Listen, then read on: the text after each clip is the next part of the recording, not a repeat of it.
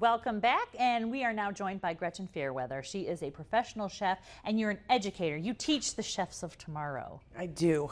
You yes. do. So talk about a couple of the things that you teach. I liked to hear the classes that you teach right now at Owens. The two classes I teach most often are the catering and banquet operations. So they get both the front of the house and the back of the house experience of cooking for a large group of people, planning the function, setting the tables, and from start to finish. And then my favorite class to teach is garde manger, which is the cold kitchen.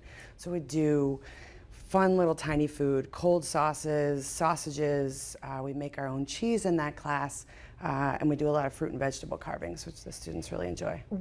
And we were saying there is an influx of people interested in a career in food because, 20 years ago there wasn't something like the Food Network or the Cooking Channel or these food competitions that you see all the time. And it is leading to a lot of people deciding that they want to try this as a career. What's the biggest misconception about a career in food?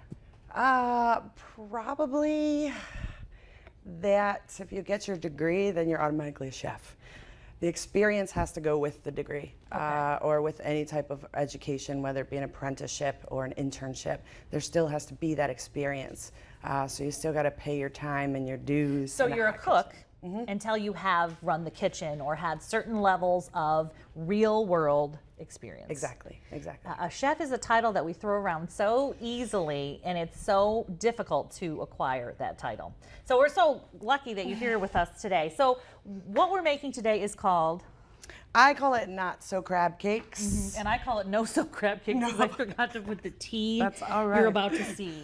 I'm really sorry, but I'm busy and I forgot the T. Anyways, we've got the ingredients listed.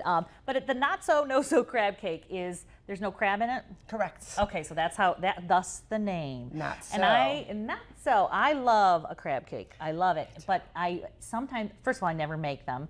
Second of all, oh no, we got the tea back. Yay, look, they fixed it. That's great. See, if it wasn't for the people around me, I would be a complete disaster.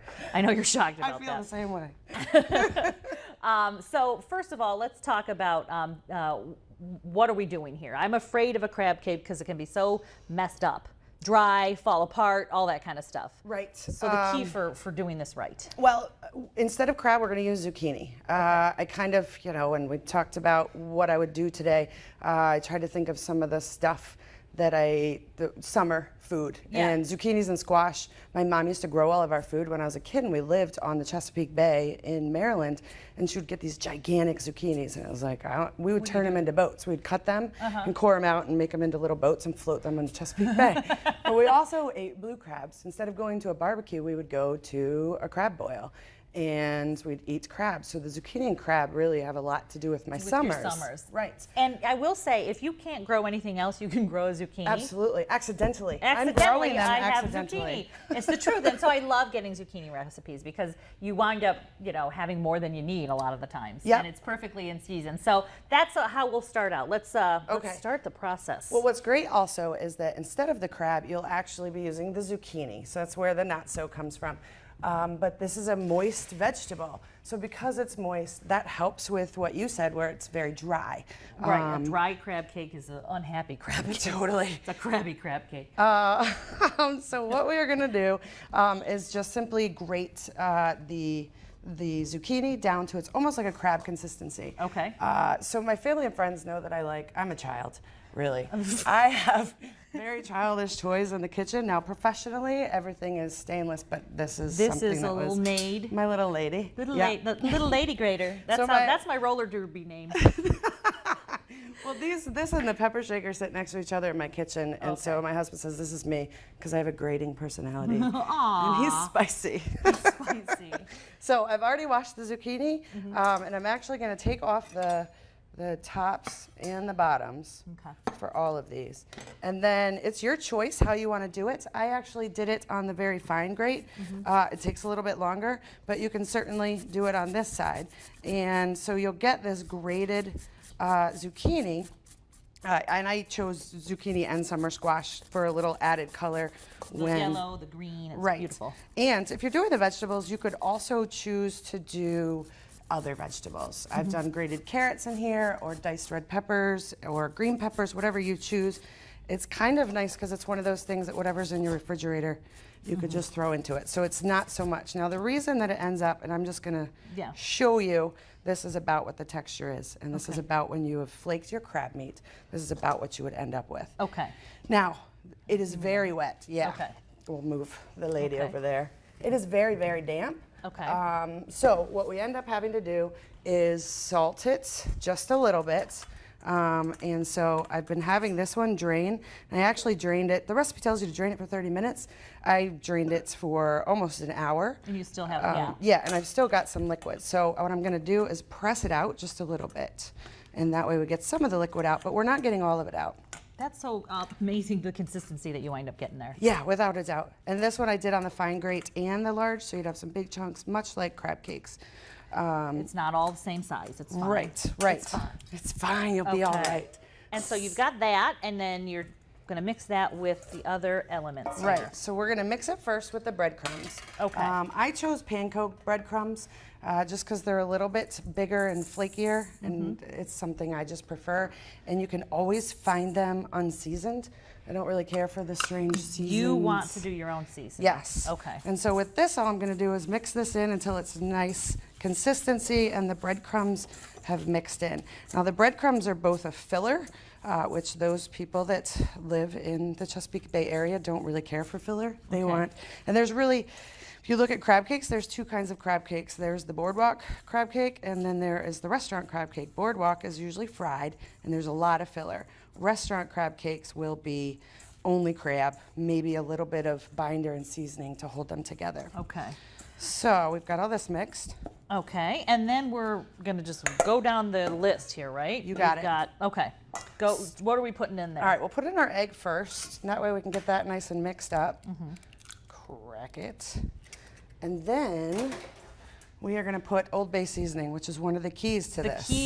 keys to your seafood. Right, absolutely. This is going to make you think you're actually having a super crab cake. Exactly. The Old Bay seasoning is made in Maryland. It's been made there since 1939, and it is a necessity. And you've got mayo. Mayonnaise, and then a little Dijon mustard. And the Dijon mustard is going to help with the binding as well. It's used as so an that the emulsifier. Cake stays cake. You got it. Okay. And then we are going to use our half a Okay, squeeze of you've lemon. got that. I'm going to just show you our crazy thing. Oh, what do you do You there? put the lemon on there and it'll go down there. But you use yours. But this All is right, we that's show this fine. every time we can. I love it. It's crazy. It is like an alien An thing. alien. So I'm going to get as much juice out of this one as I can. Okay. And again, this is just adding a little zest and flavor, and that's what most of our items are going to be doing. Okay. And then does this go in here now too? Yep, so that is our parsley, chopped parsley. More for color, not a whole lot of flavor there. And then we're just gonna whisk this together so that it comes together with that egg. And it's really not, again, there's not a whole lot of moisture. Now, different crab cakes will have maybe milk in it or melted cream cheese, all different kinds of things. This is our basic crab cake. Okay. And now I can mix it Now in. it's time for the not so crab. Yes.